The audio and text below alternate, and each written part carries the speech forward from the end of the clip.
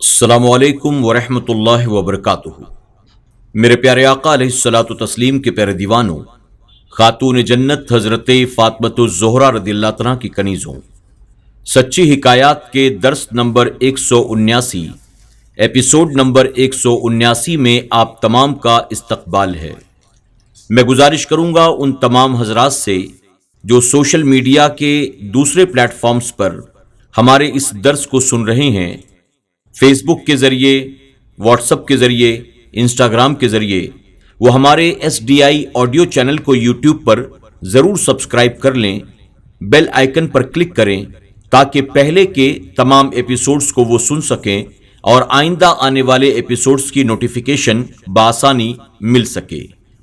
الصلاۃ والسلام علیک یا رسول اللہ، الصلاۃ والسلام علیک یا حبیب اللہ، الصلاۃ والسلام علیک یا نبی اللہ، وعلی آلک واصحابک یا نور اللہ، صلی اللہ تعالی علیہ وسلم۔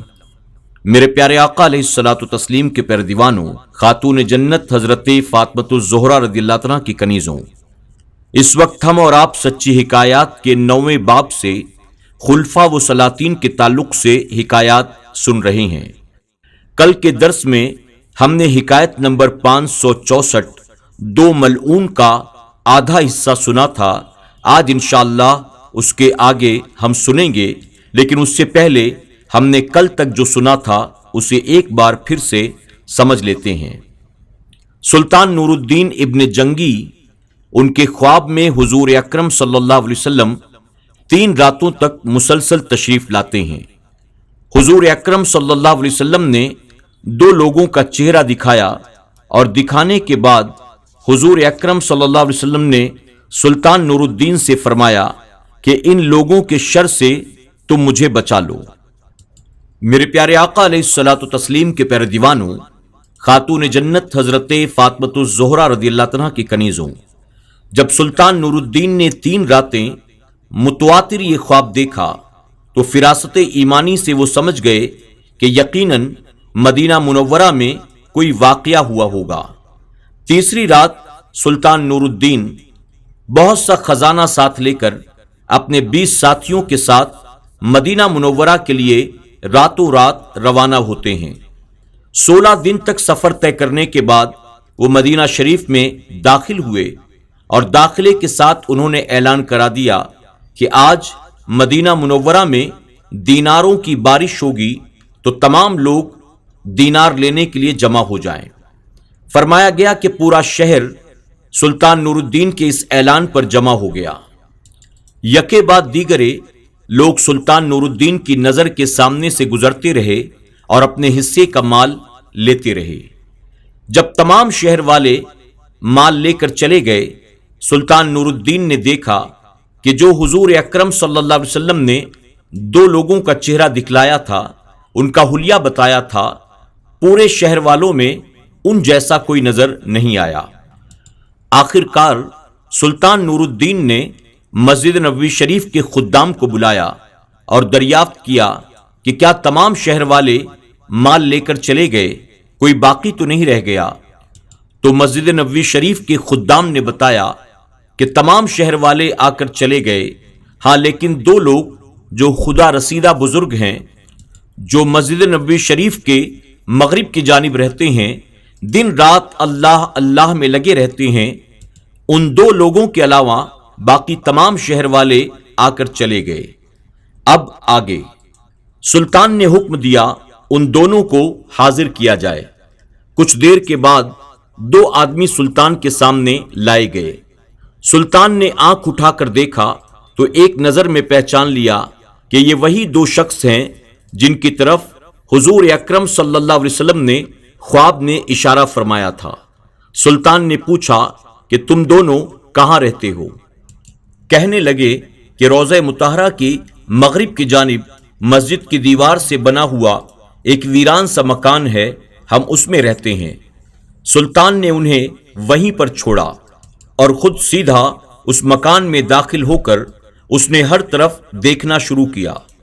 مکان کا سامان مختصر سا تھا، مگر جس قدر بھی تھا اس سے یہی ظاہر ہوتا تھا کہ یہ دونوں مسکین اور بڑے عبادت گزار ہیں۔ طاق پر قرآن شریف رکھا ہوا تھا، اس کے علاوہ کچھ کتابیں بھی تھیں جن میں نصیحت کی باتیں لکھی ہوئی تھی۔ ایک کونے میں فقیروں اور مسکینوں کی خاطر گلے کا ڈھیر لگا ہوا تھا۔ فرش پر ایک بہت بڑا سا بوریا بچھا ہوا تھا۔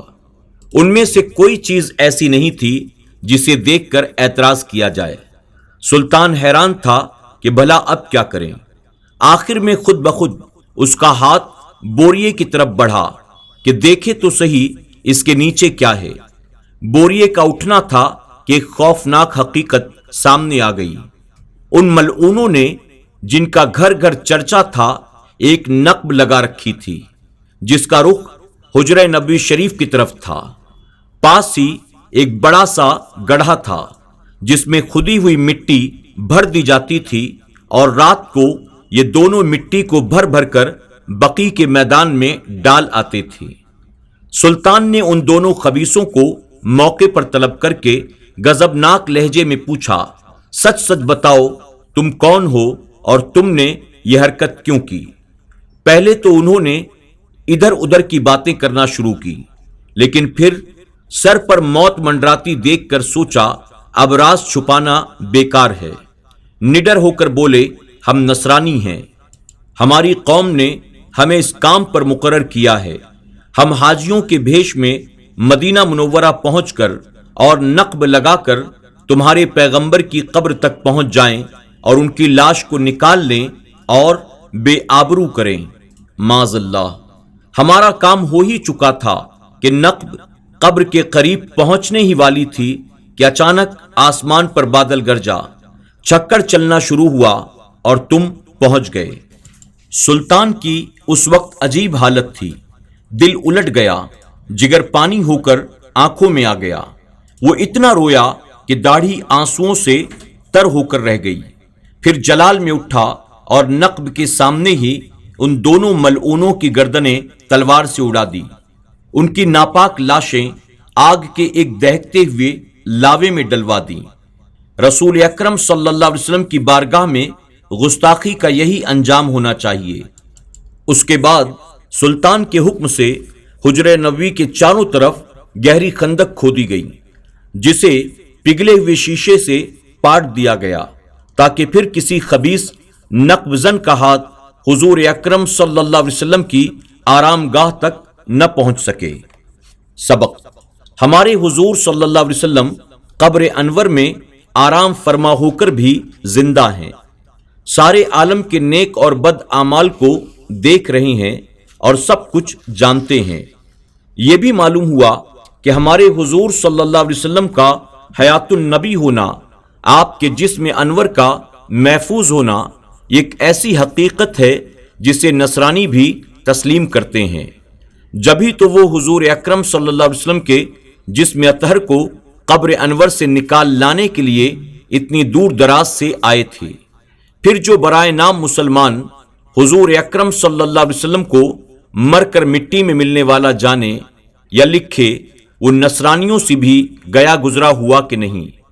یہ بھی پتا چلا کہ بظاہر قرآن پڑھنا، صدقہ و خیرات کرنا، نیکوں جیسی صورت بنائے رکھنا یہ ثابت نہیں کرتا کہ واقعی وہ شخص ایسا ہی ہے، بلکہ بعض لوگ ایسے بھی ہوتے ہیں جو ظاہر میں بڑے پارسا نظر آتے ہیں مگر باطن میں سرور عالم صلی اللہ علیہ وسلم کے بے ادب اور گستاخ ہوتے ہیں۔ اس لیے خود حضور اکرم صلی اللہ علیہ وسلم نے ایسے لوگوں کے لیے ارشاد فرمایا، یہ لوگ انسان کے لباس میں بھیڑیے ہیں۔ مولانا رومی رحمۃ اللہ تعالی بھی ایسوں کے بارے میں فرماتے ہیں، بہت سے شیطان بھی انسانوں کے بھیش میں پھر رہے ہیں، لہذا ہر شخص کا معتقد نہیں ہونا چاہیے بلکہ کچھ پہچان بھی پیدا کرنی چاہیے۔ یہ بھی پتا چلا کہ سلطان نور الدین رحمۃ اللہ تعالی بڑے ہی خوش قسمت سلطان تھے جنہیں ہمارے حضور صلی اللہ علیہ وسلم نے اپنی اس خدمت کے لیے منتخب فرمایا۔ آج کے درس میں بس اتنا ہی۔ السلام علیکم ورحمۃ اللہ وبرکاتہ۔